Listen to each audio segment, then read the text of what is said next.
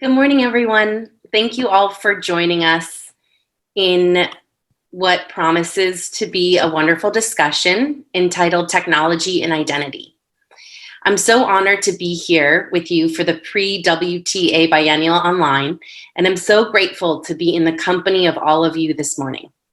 Thank you to all of the organizers who made this conversation possible. I'd also like to thank my panelists today for sharing their time and their work with us. Today, we have a special panel of speakers, and I'll briefly introduce you to them before they introduce themselves and talk a little bit more about their work. First, we have Sofie Overgaad, a visual artist currently practicing in Denmark. She studied at the Jutland Academy in Aarhus and the Bergen Academy of Art and Design in Bergen.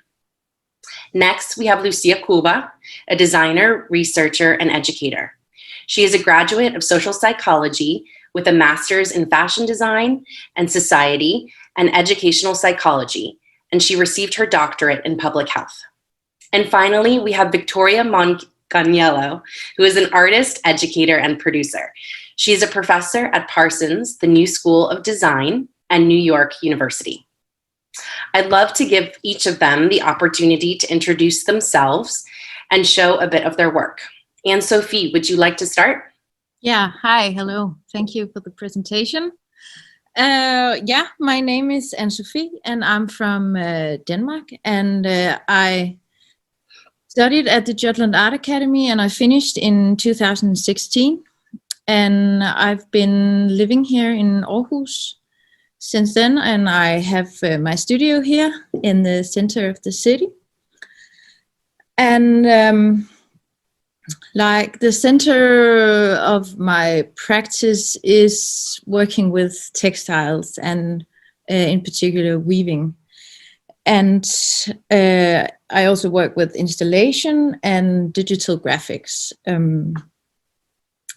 And in my practice, I work a lot with exploring temporalities and narrative forms in connection with these physical materialities and more intangible digital processes. And in that connection, also, as you can see on the photo, I've been working a lot with digital weaving. And this connection, evolutionary connection between the Jacquard loom and the first computers and this binary system. So in a way, the digital weaving is kind of a natural way to translate these digital image into physical bodies. So I've been working a lot with that. And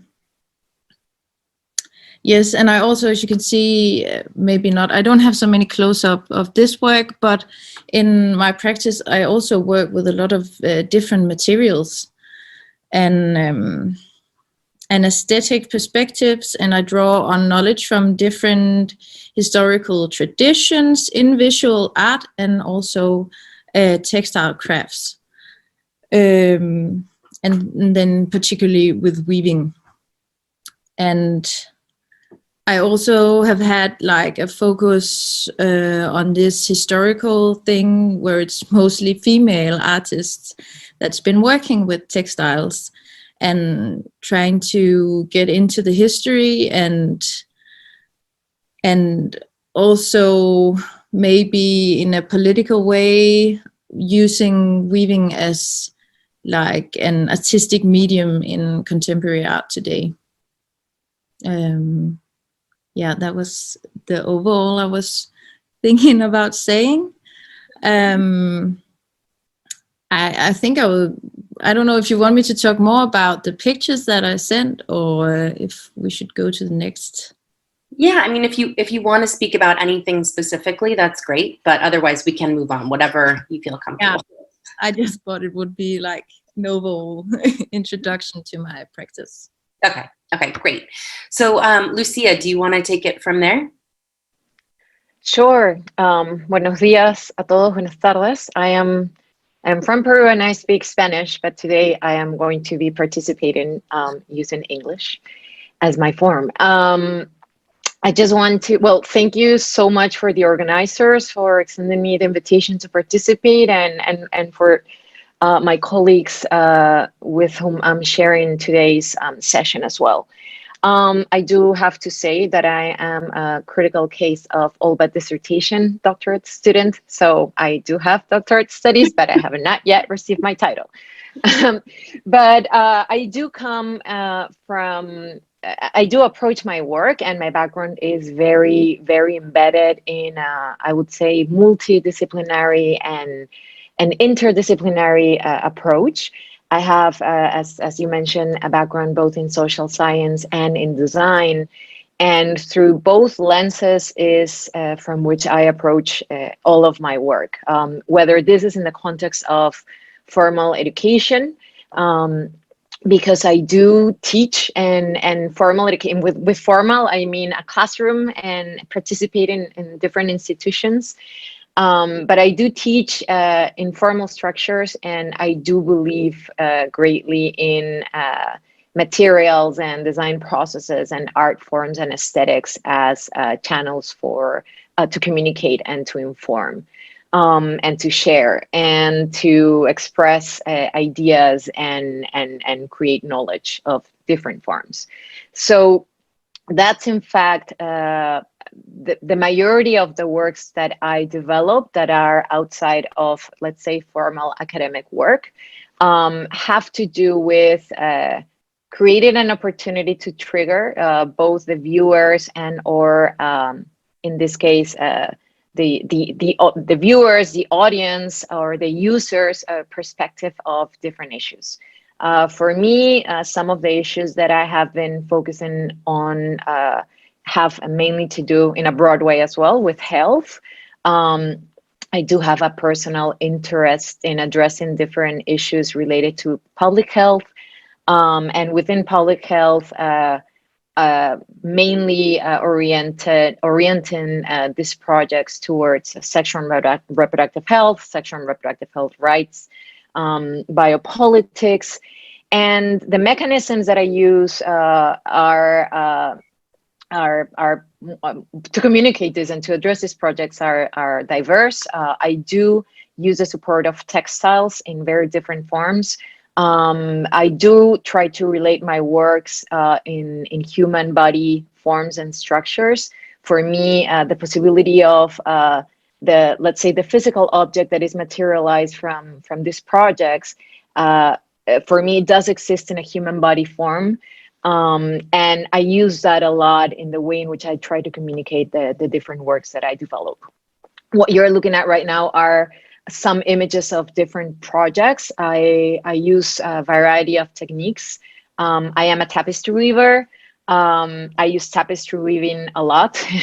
I like it. But beyond liking it, I do find in handcrafted processes as well a series of layers that I believe help and add and enrich the possibilities of a materialized object and a tactical one as well, and a performative one to actually impact in the different, let's say, issues or conversations that I want to promote with the work. And that's it. Wonderful. Thank you, Lucia. You're welcome. Victoria, do you want to go next? Sure. Yeah. Thank you to the organizers and everyone else for putting this together. I'm really happy to be here. And it's so cool to hear more about Anne and Lucia's practices. People who I already knew, but it's just cool to hear you guys introduce yourselves. So thanks for us being together. So my name is Victoria. I'm a New York-based artist, and I work primarily with textiles. I'm a weaver like the others. I use a floor loom, an 8-harness jack floor loom. I'm also a spinner. I use a wheel and a spindle, and a dyer, using both natural and synthetic dye processes. And in addition to those craft and handmade materials, I'm also using some kind of surprising intersections. So here's a photo of a piece called Computer 1.0 that I create in collaboration with my partner. And we have a design studio, and we make these pieces. They're hand woven, and we're moving a series of liquid and air through them. I guess this photo doesn't really show that the kinetic notion of it, but you can always check out more images on my website or videos. But anyway, the piece itself, the pattern moves because the surface itself is changing.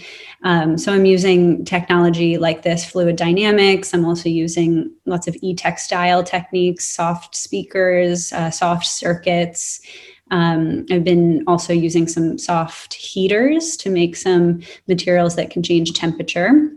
And then in addition to using those modern technologies, I'm also interested in incorporating some sort of performative and social practice applications in my work. And I am an educator. I'm an adjunct at both two universities here in New York. And for me, teaching is really a form of being an artist too. Teaching is a practice of art, and getting to engage with students and have dialogues and inspire new creations is just as important to me as my practice is sitting at my loom and making objects.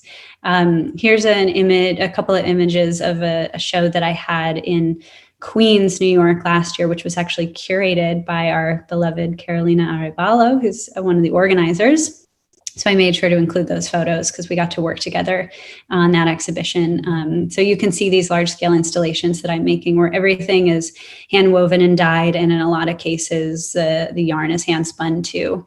Conceptually, I'm interested in exploring borders and the ways that people have communicated or not communicated throughout history, and in particular, how the internet and modern technology has changed what a border can be, where, throughout most of human history, we were separated by geography or by geology, we could say, by mountain ranges, by deserts, by oceans. Now we continue to be separated, but we're more so connected. And I think craft is just the obvious place for us to start that kind of discussion because it's so much connected to collaboration. And now we live in a world where the internet, here I can see there's 202 participants and we're from all around the world and we can be in dialogue together because of technology and we're all interested in craft. To me, that's just like the coolest thing in the world, that we can all be knitting or weaving and doing our handmade stuff, but together because of modern technology. So maybe I'm rambling, but these are a lot of the things that inspire me. And I'm looking forward to some new projects ahead where I can continue exploring both conceptually and from a materiality standpoint, the intersection of textiles and technology. Great. Well, thank you, you guys. Wonderful. So I think we'd love to just dive right into our discussion. I just want to let those of you who are watching know that if you have any questions for the panelists, you're welcome to put them in the chat. And I'll hopefully be keeping track of them so that at the end we can have the opportunity to, they can address any questions that you might have about their work or anything that they mentioned during our discussion. So just know that that is there for you. So I guess we'll just begin. I would love to start just with the idea of the textile historian, theorist, Victoria Mitchell. She wrote an essay entitled Textiles, Text, and Techne, which discusses the etymological links between text and textiles through the Latin word texere, which means to weave. She says the way in which textiles speak while also asserting language itself as a kind of making. How does the notion of language or communication in general kind of come into play into all of your work? Maybe we could start with Victoria. Sure. Yeah, I love this question because I think there's so many answers. We could talk and provide so many interesting precedents where people from all around the world and throughout history have used textiles as a mode of communication. One of the things that's very striking to me, and I recently read that article, since you brought it into our conversation, I recommend anybody else who hasn't read it to check it out. Maybe we can share the details if anyone wants to read it. But anyway, this idea that textiles as an object have the ability to communicate something, but what we more often hear is the interpretation of that communication through someone who might have discovered that object or encountered it is a better word.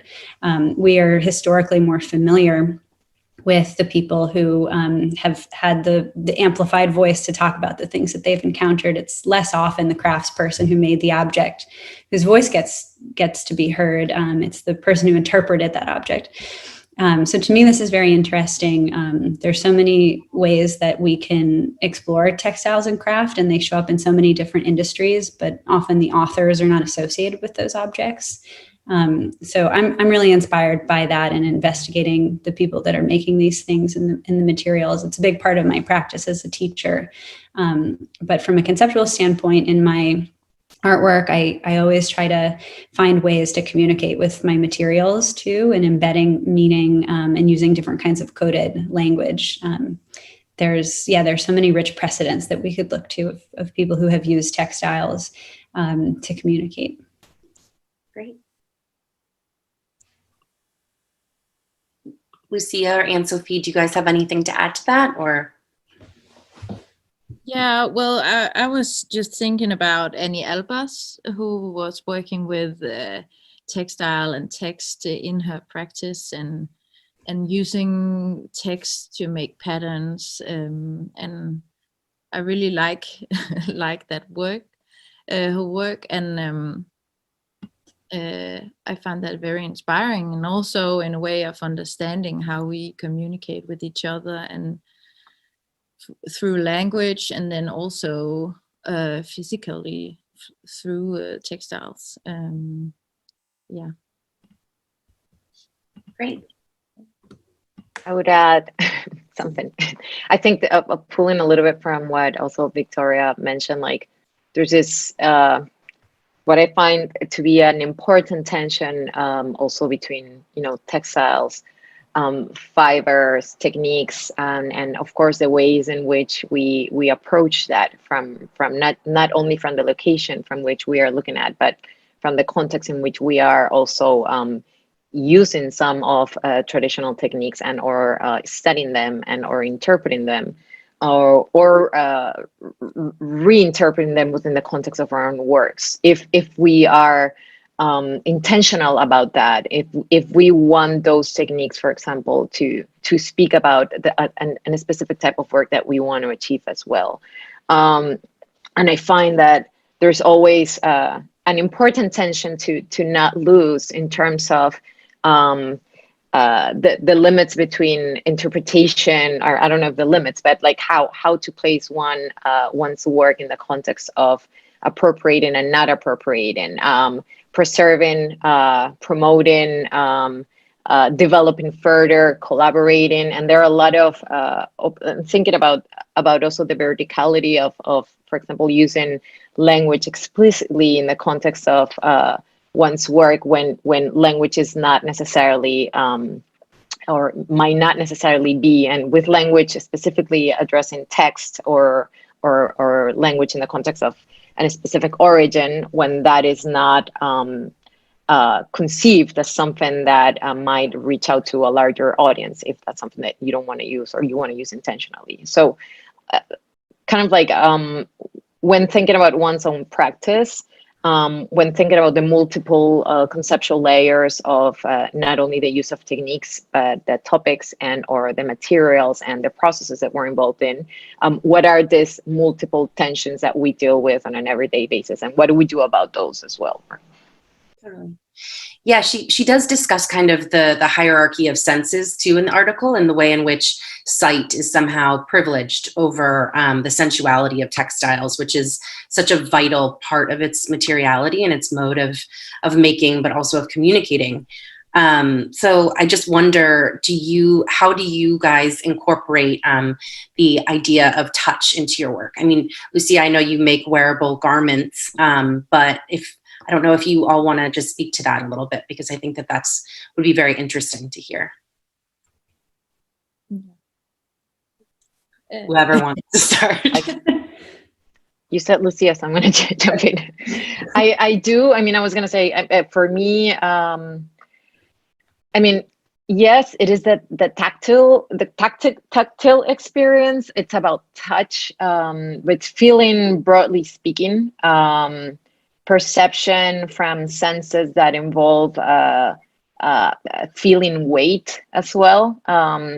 for example, when I'm creating with the idea of a human body as the interface or as that entity that's going to articulate this other body form that I'm creating, that for me is a challenge of thinking about, okay, how can I communicate and try to articulate what I'm interpreting through weight, volume, and surface, and many other I would say sensitive forms that I would like to use intentionally in order to, in my case at least, to impact in someone's perceptions of an issue that it's being represented through this materialized body form.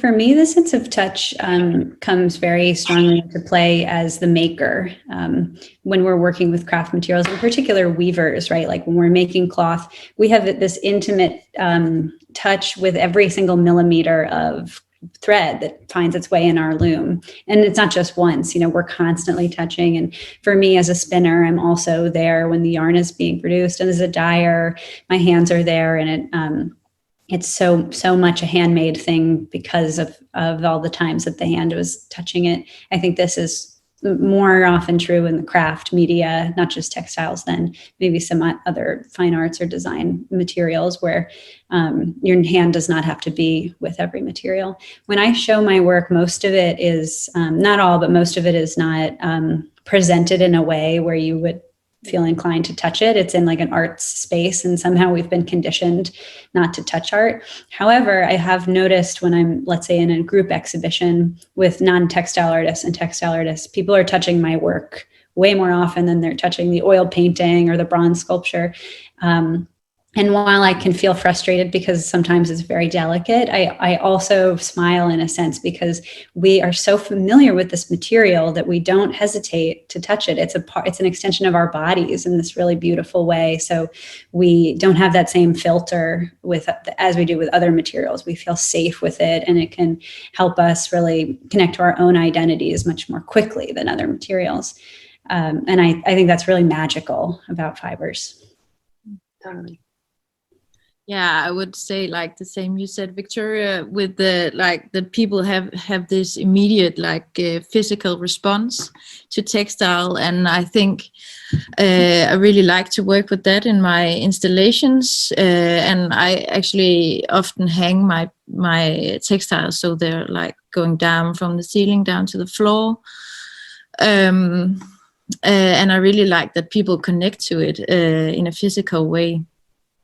And I don't have a big problem with people touching it because most people are quite respectful, but there is this, as you say, kind of hierarchy in like if there's a painting or a sculpture and then a textiles, because people just immediately think that they are allowed to touch it, which is quite interesting to work with this part of it.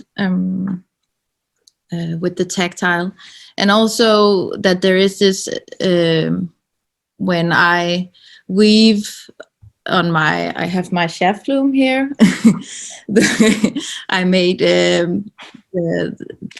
I also sent a photo of my late work. It's a really big piece I made on this, and I also used a lot of different materials in that piece, like plastic and plastic bags that I cut up, and I used organic fibers and I don't know, bast, it's called that in Danish. And so I really like that people, when they get close to it, that they see these materials that they know and are used to have in their hands.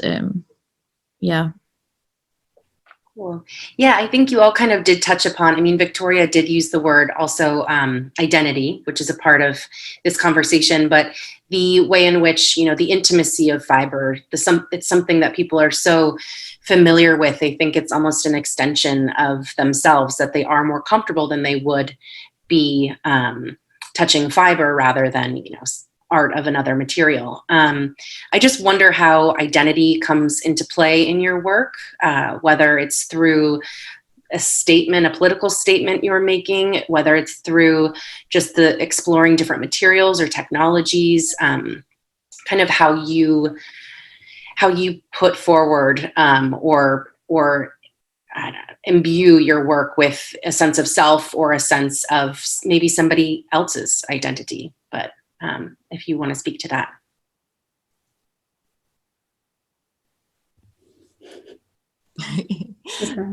Yeah. And Victoria. I can go. Sorry. Yeah, it's funny how we're the Zoom environment. Anyway, yeah, identity is not the first word I would use to describe my work. Like if you said, give me 3 words to describe your work, it wouldn't be one of them.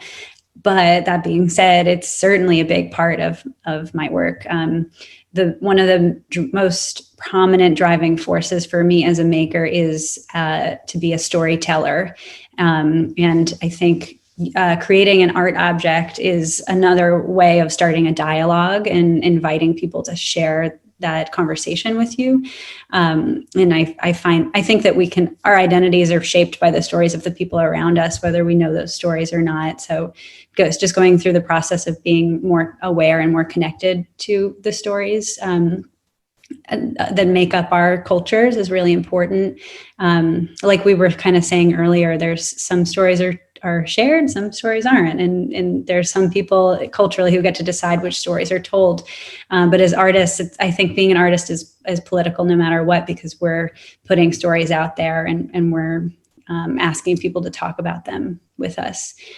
So I guess when I think about my identity as an artist, I feel like a facilitator, inviting people to examine things a little bit more closely than they might have otherwise, looking at their materials and posing questions. And again, this is a big reason why I'm an educator, because I just so much love to artfully inspire a dialogue and hopefully inspire people to be better humans or more considerate humans. Yeah, well, I would say that personally, for me, I grew up with a mother who was doing a lot of textile crafts.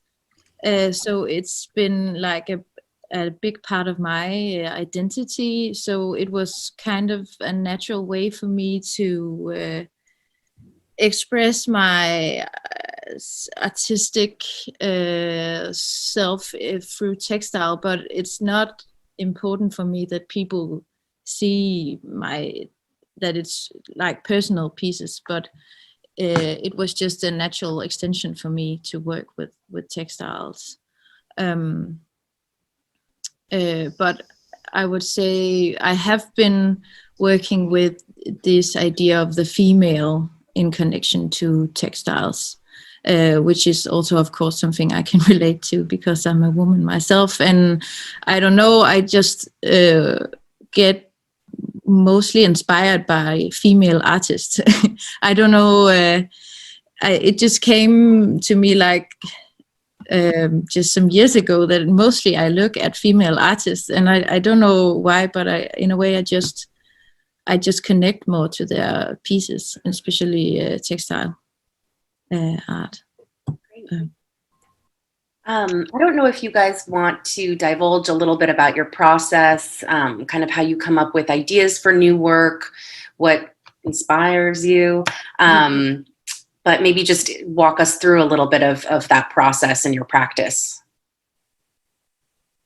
I can start and tie it with the previous question, because I do explicitly talk about my work coming out of an interpretation of how I deal with politics in different dimensions of life. So when I do think about my own identity in the context of the work is the lens from which I start everything. It varies in terms of the project and the approach from the context that I'm standing at. But one very concrete thing that happened to me, I am from Peru. I lived in Peru. I'm from Lima, the capital. I lived there the majority of my life. Almost 11 years ago, I moved to North America. And I say North America because I've been in Canada and in the United States. But it wasn't until I think probably 15, that I started to work in a specific series of projects that for me were primarily addressing issues that related to my own identity and experience as a person migrating from one place to the other, and thinking about, for example, sexual and reproductive health rights in that context, in a context that I did not feel was a place where I was from, and that I was starting to understand how I belonged to, although I had been there for a long time here, actually.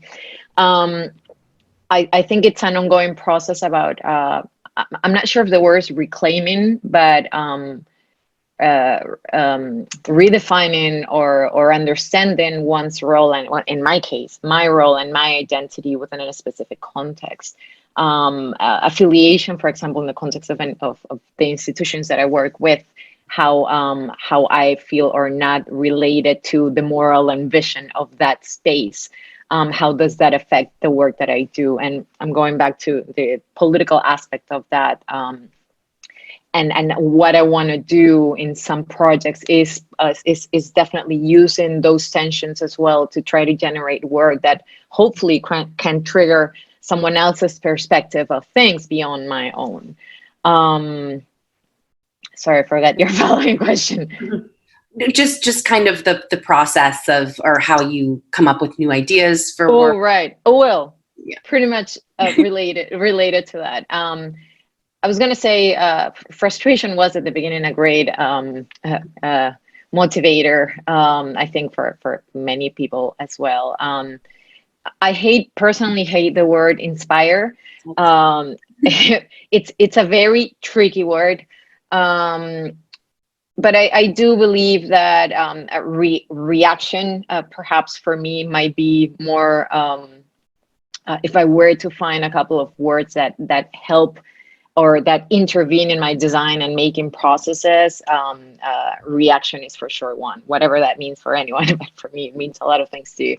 I think it's as many of us who are participating, not just as panelists, but the participants of the session as well, just creating might mean different things in different forms, and it comes in different formulas that we sort of typify and identify across our careers as well, right? And even the now, and I've been thinking a lot because I've been asked these questions since the pandemic, since we are experiencing the pandemic, and what and how has that affected even the creative process? Like, one main question that I'm asking even my students right now, and I ask myself all the time, this, especially since the last 6 months, is, do you feel you have the emotional space to create? And what does that mean to you?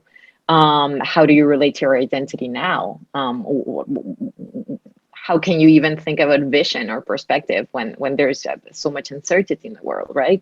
So, I mean, not that I have an answer, but the ability or the possibility to question one's processes, at least for me, is very important when it comes to thinking about making any type of project, right? And then whether I use one technique or the other, whether I use one material or not, those for me come as part of this sort of like process of internal process of thinking, feeling, and then interpreting how could I try to articulate that so that it's not just my own individual experience, and trying to place that in a social context of some form. Great. An important part of my process is collaboration.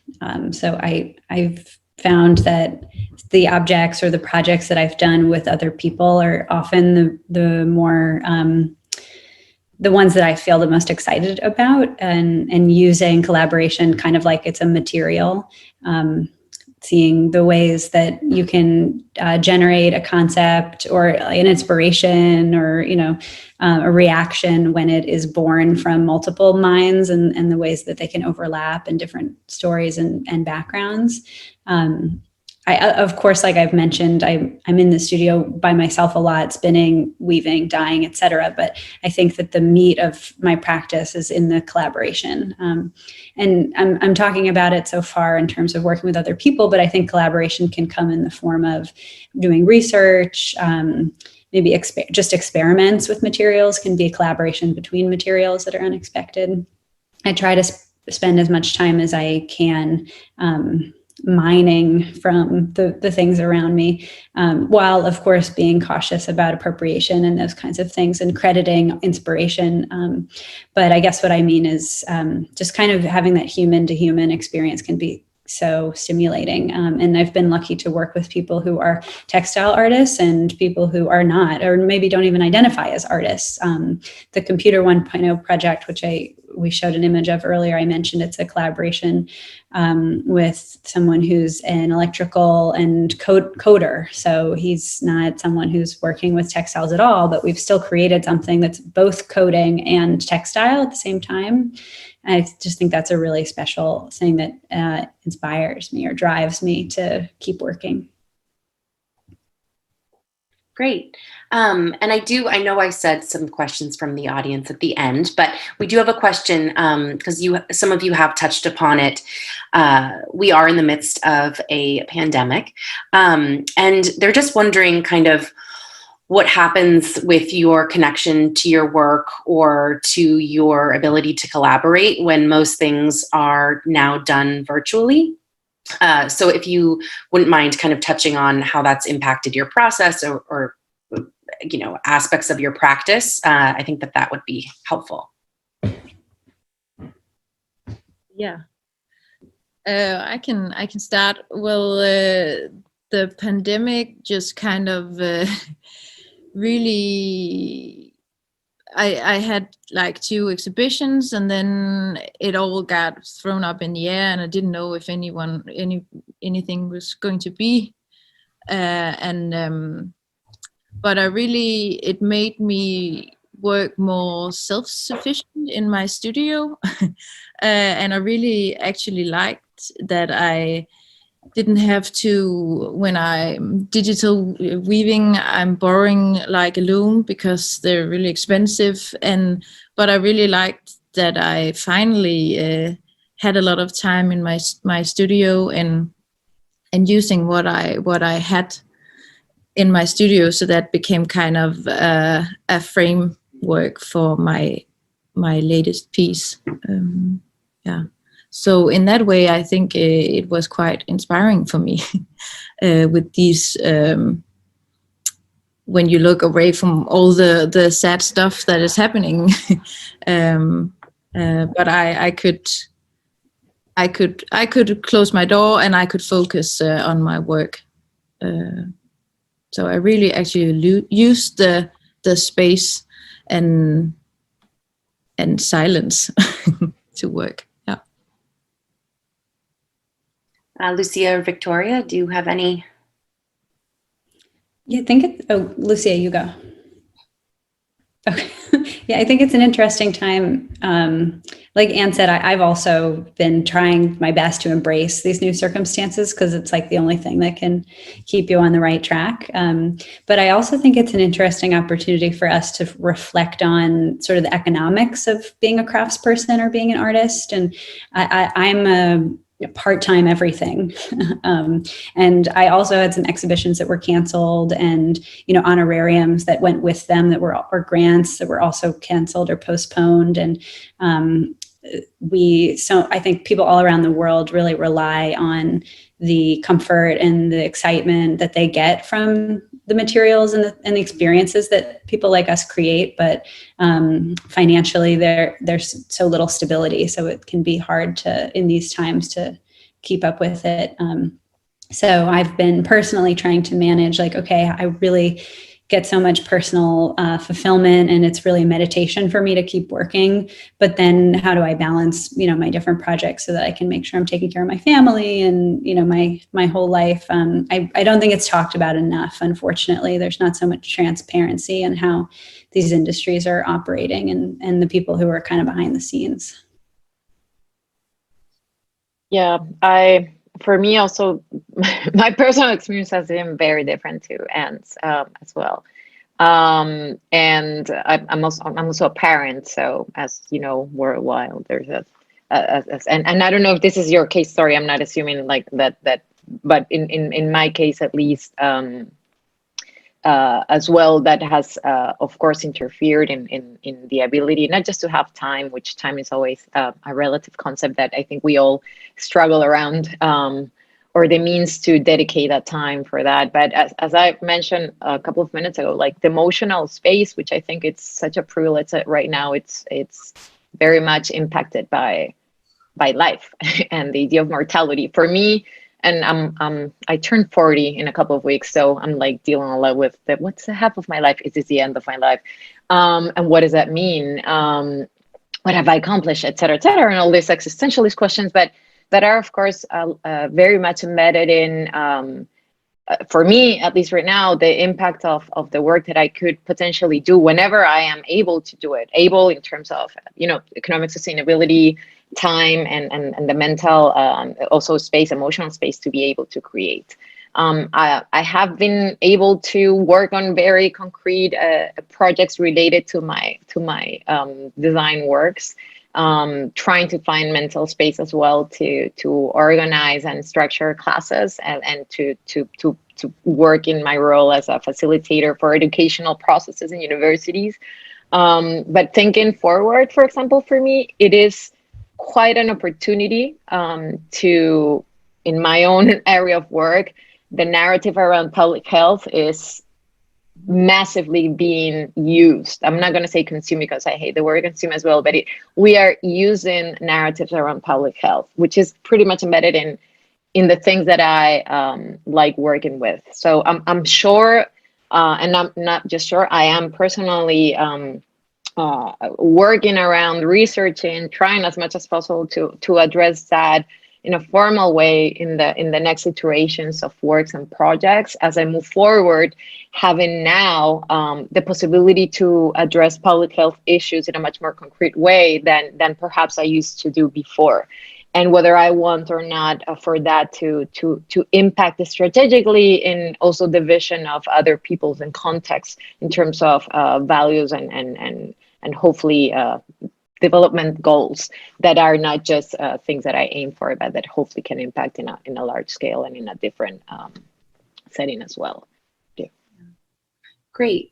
Yeah, you all mentioned too just the notion of productivity, and I think during the pandemic, kind of, we've all had to reassess what it means to be productive or what it means to create, and what is deemed of value. So one of our audience members asked a great question that is, can handmade textile techniques generate a sustainable production system without the bias of capital?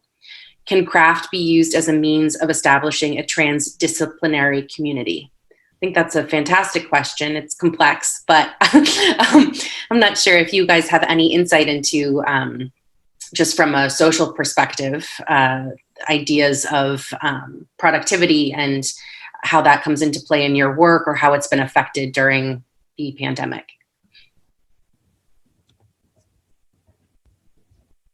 I don't know. Well, actually, I also have a small son. So through the pandemic, we've also been like, me and my boyfriend has been really like, then he had this, our son like for 2 hours and then I could work. So it was really being effective in 2 hours. And that was really good for me to try that. And yeah, and then the question was about like self-sufficiency, right?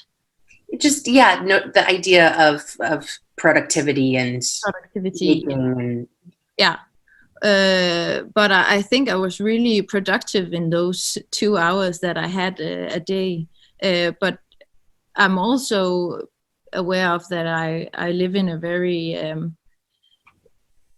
very nice country when it comes to like public health, because the pandemic was never really out of control here in Denmark, and and we have like really a good social security system, and so in that way, and there wasn't really this overall panic like there were in so many other countries, and you can really see the difference in the countries throughout this pandemic. And I think that it was really clear that there's something that has to be changed in our society, and that the capital system is really can't really cope with this type of pandemic. But yeah, I'm a little bit afraid to see how the world reacts to this, but we'll see. Yeah, I think it's a great question. I definitely don't have an answer, though. I'm glad it's being asked, and maybe that's the starting point to finding an answer, is to asking a question.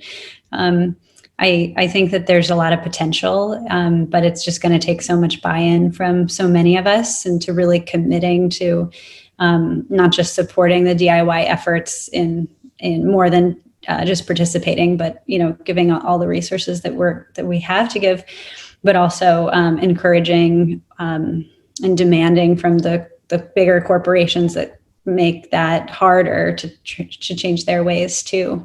There's so many trends in design and art and fashion to move towards a more equitable or sustainable future, but it can feel like it's quite far away. So I don't really know how we get there, but I hope that we are moving in that right direction. There was kind of another question that was a piggybacking onto that is a great one. How do the panelists measure success in the current gallery and market-driven art space? It's a tough one. That's a hard one too. Smart questions.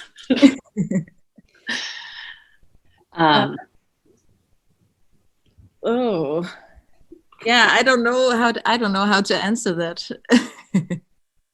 These systems are not really set up for success for everybody. I mean, some people are wildly successful as they participate in these systems, but there are so many people who are unable to or just the systems are for some people barriers and not systems. And the art world and the way that craft and art intersect too is maybe another interesting way to look at this. But when I think about have I had a successful experience, it doesn't feel really very relevant to think about it from a financial point of view, even though I think that's what a lot of people mean when they use the word success. Yeah, sorry. Go ahead. I'm also not sure if success I don't know if depends from what lens you are approaching it as well, like whether it's in terms of artwork and formal, for example, I don't know, the ability for your work to be collected in specific places or exhibited in specific places. I do believe, I think as it has been mentioned a little bit as well, like there's sort of like a pre-pandemic and whatever that's going to look like post-pandemic, not post necessarily, but like we've only been 6 months within the pandemic and its effects, and it is greatly affecting also the ability of audiences to participate in physical spaces, right? So how can one relate to that, and how are also, for example, cultural institutions relating to the idea of people in space in terms of public health as well? Like, how does that affect the possibility of an artist to share their work, et cetera, et cetera. So whether success is because of demand, of acquisition, publicity, promotion, I think, of course, that's going to be diversified. One thing that we talk a lot, at least in terms of, for example, the formal education, and when we talk with the students that are, for example, about to graduate and share their work, for now, we are relying greatly as well in digital forms to communicate our work, right? Whether this is a physical thing that we can take a picture to and show it, or to talk about it and to interpret, et cetera, et cetera. But the idea of using internet-based communication channels to promote work, to engage in collaboration, to know other realities, to work with this, to try to envision kind of like this shared spaces where we will redefine what success means in whatever context you define that as well. Great. Yeah, another audience member asked a question that's related to that in terms of what your opinions are on the use of tools or applications such as Instagram or Facebook or other digital means to communicate your work and to make your work known, especially when I think sometimes textile work is so heavily dependent on, well, a lot of artwork in general, but being kind of in the space and interacting with the work on a physical plane rather than just seeing a photo of it through a screen. So I don't know if you guys have any specific opinions about that or how you use it in your own practice. There's definitely some work that is thoughtful and important and beautiful that just does not translate in a photograph, and especially in a tiny screen. So I think it can be real detriment that we've kind of filtered out anything that doesn't look good on Instagram. It means that in general, we're just not seeing a whole category of stuff that would be so important to be a part of the conversation. That being said, Instagram and Facebook and these other things do allow more people to be in control of the way they're being perceived, I suppose. Like having a gallery or a PR person or something is really not as necessary as it might have been before, because we can take a bit of agency to share our work and give it the associations, like literally with a hashtag of our choice. Interesting. Lucía or Sofie, do you guys have any input? Yeah, well, I definitely use these sites like Instagram and Facebook in when I see exhibitions, because I don't live in the capital of Denmark. I don't live in Copenhagen, which is where most of the exhibitions are. So for me, I use it as for information and seeing exhibitions. And I also know that it's also important for myself to show what I do on Instagram or Facebook. But that said, I'm not really good at it, and I'm not really a PR person. I wouldn't say that. And when I studied at the Art Academy, we didn't learn anything about that stuff. We learned about making art and creating a practice, but then when we came out into the real world, we really were on our own and had to, like, I really had to learn a lot of other skills than making art, I would say. But yeah, of course, there is this thing that when you work with textile, it really changes, and for me, I also work also site specific in the galleries or in this art space that I work in. So for many of my works, it's really important that the people get the whole experience to understand the art piece. But I don't know how to. I just think that's the way it's going to be. Yeah. And then we do have a question for Lucía. Someone asks if you might be able to deepen your explanation of textile social design projects. So maybe just going into depth about a project you've done in the past that was socially informed in some way. Sure. I mean, I think all of the projects that I try working on are socially informed, as the place where I try to start from has to do with my own interpretation of my role as citizen, and from that point on, I approach different topics.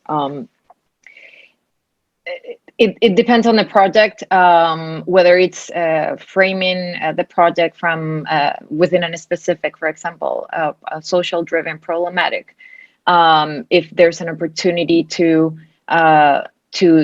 make connections and not to keep them on my own, but I mean to make connections between information organizations, to have some sort of platforms that could allow for more people to engage with, if not the topic, not the project itself, but the conversations that, in this case, a project might try to move forward. There's always an opportunity, at least I try to think about what are the opportunities of the projects to engage in multiple conversations that go beyond the material body form that I'm creating, whether this is something wearable or this is something that is going to be installed in a gallery, whether this is going to exist in the public space or not. What happens beyond that, which is a question that I continue to ask myself, but placing these conversations beyond the material object itself.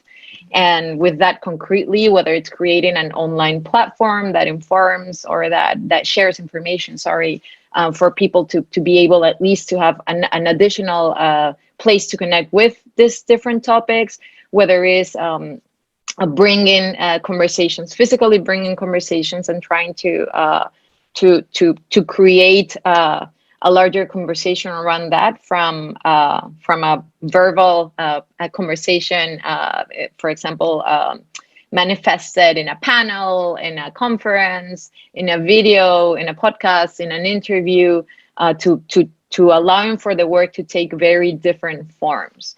That, at least for me, in terms of, I would say, taking the use of different techniques that might help for the project to go beyond the object itself, and to locate these conversations in different places where when I try my best to address these issues, if they're embedded in the current social or political context in which of the place where I'm taking this to. I don't know if that answers the question, but that's sort of a little bit of what I try to work around. But social issues, of course, as we say, well, I mean, if we say political issues, social issues, like you can fit multiple things in life, or everything is social and political. So I personally do not like to distinguish my work as this is social and this is not social. And that's how I approach things in general. I am not an organization. I am an individual, and I understand my limitations as well. So whatever I aim to achieve, I try to be very aware of what I cannot, at least, and I know I identify now even more clear, a little bit more clearly, what are those areas that I am not sufficiently covering, for example, to allow for something that I am conceiving as social and political to get that type of impact that perhaps I would like for the work to have, that I'm not right now currently able to achieve as well. Fantastic. We have some great questions. One is I guess it's kind of about the development of certain technologies and materials in textiles, and specifically synthetic fibers. How do you react to synthetic fibers versus natural ones? And do they evoke different dimensions or have a different sense of dimensionality in the work? I use a mix of natural and synthetic materials. And maybe the most strong reason for that is because I think juxtaposing two things that we expect to be on opposite ends of a spectrum together helps us explore how other binaries might exist in our world. Like, what does the word natural connote for us, and synthetic? At least in the country that I live in, there's a foreigner and a native, or black or white, or man or woman. And culturally, we're so used to things being so different on a binary, but in actuality, those things are much more fluid, and there's much more space between the extremes. So I think of using natural and synthetic materials together as a way for us to explore that concept. Also, from a sustainability point of view, we tend to expect a natural thing to be good for us and a synthetic thing to be bad for us, but it's not always the case. Sometimes the natural processes can consume a lot of extra water, for example, whereas a synthetic process, if it's done correctly, can be safer. I wouldn't say that that's always the truth, of course, but I think it's important that we understand the nuances of these materials and designations before we necessarily jump to separating them so quickly. So these are all conversations that I think we can extract just from the materials that we use as artists. Great. In that vein, this is another question. How do you all imagine textile art in the next 50 years? Where do you see it going? Are we still alive? I mean, I would love to think that we are still alive, although honestly, I'm a pessimist, and I'm sorry because I'm angry. So I'm like, I think it's very clear. Sorry, Anne, that I was. But I'm very critical about how can we envision future, and with textile art. I don't know if in 50 years, I hope there are some conversations that perhaps we have now that are very current, even in terms of, for example, climate change and the environment and social justice, that it's not that they were never here before, but they're pretty much more in the open. And for many people, these conversations were not of interest before. And for some, that might be an opportunity to also, for example, relate to, maybe if, and this is not my case, but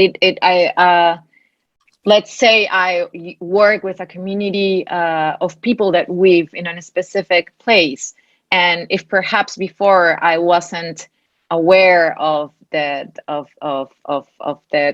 social economic context and the unjust systems in which many people used to live and have always lived in before, perhaps now this is a very good opportunity to try to think about that in the way in which we approach our own creative processes.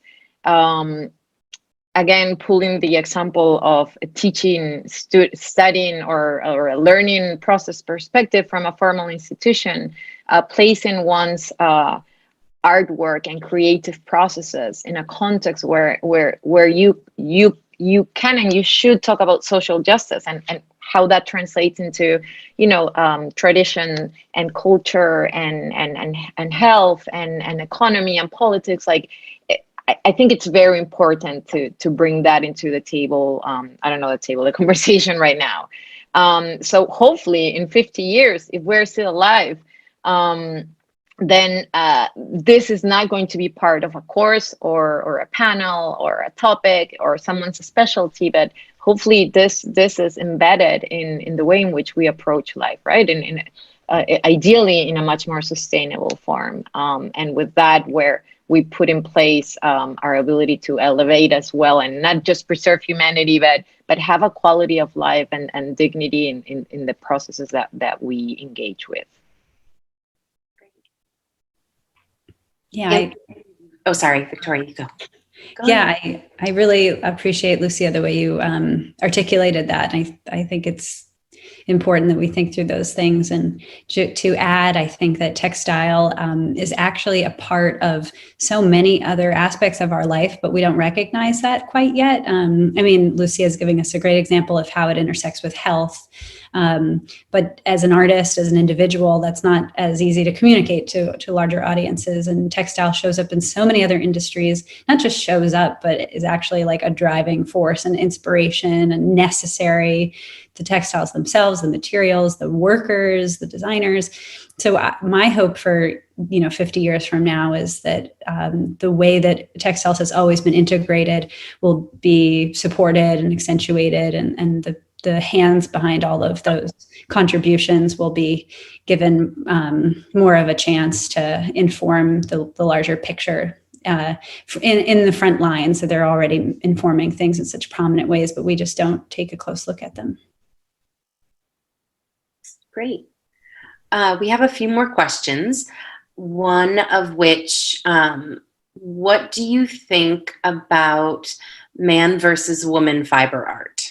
So maybe just male versus female, or yeah, what are your thoughts on that? Yeah. Well, there is this thing that it's mostly like in Denmark, it's mostly females working with textile art, and I think that it is very, in a way, connected to the feminine. But I've been working with it. I think that I really like to work with the digital in this weaving, because in a way it has this more manly connotation or feelings to it. So in a way of like mixing it, I really wanted to work with that, and I mostly I thought more about it when I was studying, actually. Because I felt that there was this big gap between the male artist and the female artist, and I always thought that I had to when we had a discussion, that I really had to like come with these strong cases of why I was doing what I was doing, and I really couldn't see that there was so much different in a man painting on a canvas and me weaving, because I think it's the same amount of craft to it. Yeah. But I don't know. Yeah, I don't know that many male textile artists. So, yeah, actually. Great. Well, I do think we can start to wrap it up, if you guys are okay with that. I don't know if you just want to briefly say I know there's a lot of uncertainty right now, but if you have any plans for the future, where your work is going, maybe so the audience could check you out. We can all see what's on the horizon for each of you. I don't know if you just want to briefly mention.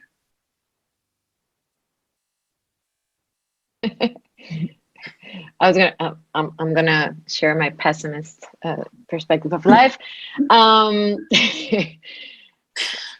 Personally, honestly, I don't know, and I think I'm okay about not having a concrete answer, because I have no idea. I mean, I'm very aware, as many of us here, that we're ultra privileged to even be sharing our work right now and having the time and space, as you said, and to even, you know, having the opportunity to talk about what we do, which is already huge. Whether we're able or not to create more new things or not. For me, at a personal level, it does, at least right now, I am thinking a lot about happiness and what that means to me, and how can I even try to achieve that with what I have, that I know I have right now, and with whatever else I can think about in the future. And I'm saying that and I almost want to cry. But thinking about your own sense of self in the context of your work, if you have the opportunity to do that, and the multiple layers of where you perform and how you impact in these different places. At least that's pretty much where I am right now, amongst other places, but trying to understand better the meaning, and hopefully to align expectation with reality in a form that, of course, it not only affects my own personal life, but the life of my close ones. And we work as a trio right now. So it is very much embedded in, okay, how do we work around what we expect, and what is that? And yeah, right now with very thinking a lot in what we have right now, and then how can that allow us to project future projects as well. But it is, for me at least, very much embedded in today.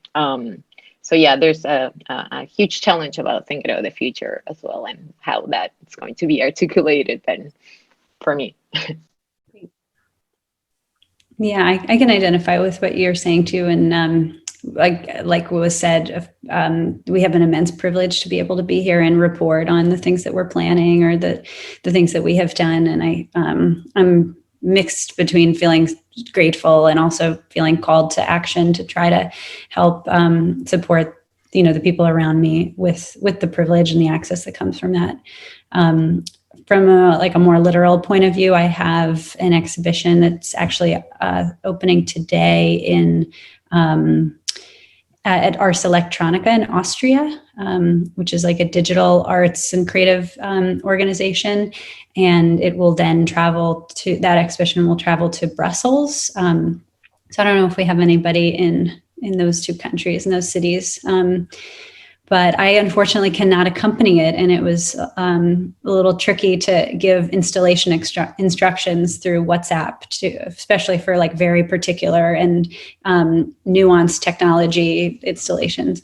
So that was a first for us. And yeah, besides that, I'm not sure I'm going to see what it's like to be working from home. I gave up my studio recently just to save on, costs and consolidate. And I'm embracing feeling what it's like to be working from home.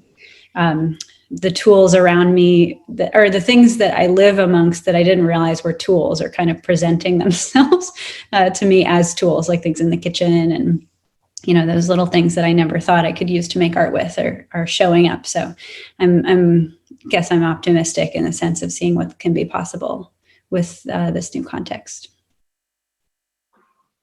Great. And Sofie? Yeah, well, I'm opening a show on the 2nd of October.